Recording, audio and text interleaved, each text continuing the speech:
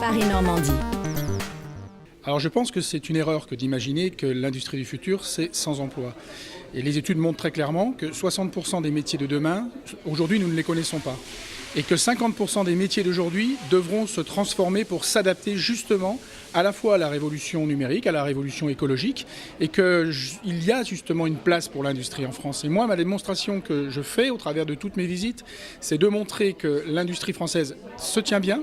Dans certains secteurs, je pense à l'agroalimentaire, est particulièrement performante, qu'elle investit, qu'elle produit de l'emploi, même si les emplois seront naturellement différents, même si certains emplois existants aujourd'hui disparaîtront, c'est clair, mais il s'en crée des nouveaux, et c'est aussi ce que je veux démontrer en visitant une entreprise comme celle-ci. Quand vous passez le message de l'emploi, il y en aura toujours, même demain, vous pensez à Benoît Hamon, faites passer aussi un message à Benoît Hamon? Non, je fais passer un message de réalité. Je pense qu'il y a des évolutions, en effet, qui sont aujourd'hui des éléments que nous devons prendre en compte, mais considérer qu'il n'y aura plus d'emploi, ce n'est pas le constat que je peux faire chaque jour dans les entreprises que je visite. Les investissements qui sont faits aujourd'hui ne sont pas simplement des investissements immatériels, ne sont pas simplement des investissements dans la machine, ils sont des investissements dans l'humain, et on voit bien que des métiers qui étaient exercés d'une manière aujourd'hui que l'on connaît vont évoluer.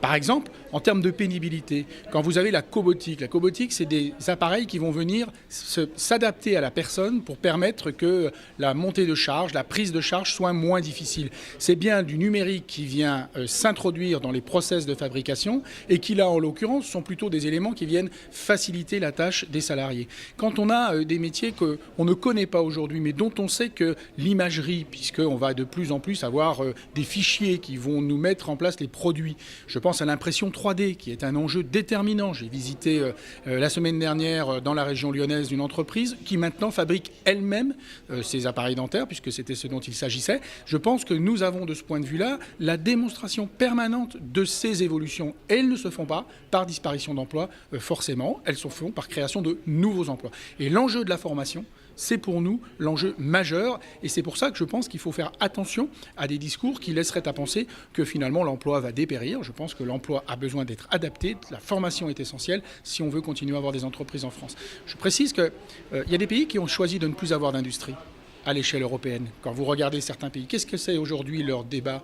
Leur débat, c'est simplement de savoir à quel prix ils vont acheter les produits. Nous voulons acheter des produits, nous voulons en produire. En France, il y a de la place pour l'industrie et de l'industrie de production, pas simplement de l'industrie numérique au sens, j'allais dire, start-up du thème. C'est l'ensemble de la filière qu'il faut avoir, les start-up, les PME, les grands groupes. C'est le choix que nous avons fait et que nous soutenons de manière déterminée. Permettez-moi d'insister, 25% du Nutella mondial est fabriqué ici pour 300 emplois. C'est pas non plus... Mais vous préfériez que les 300 emplois soient ailleurs ?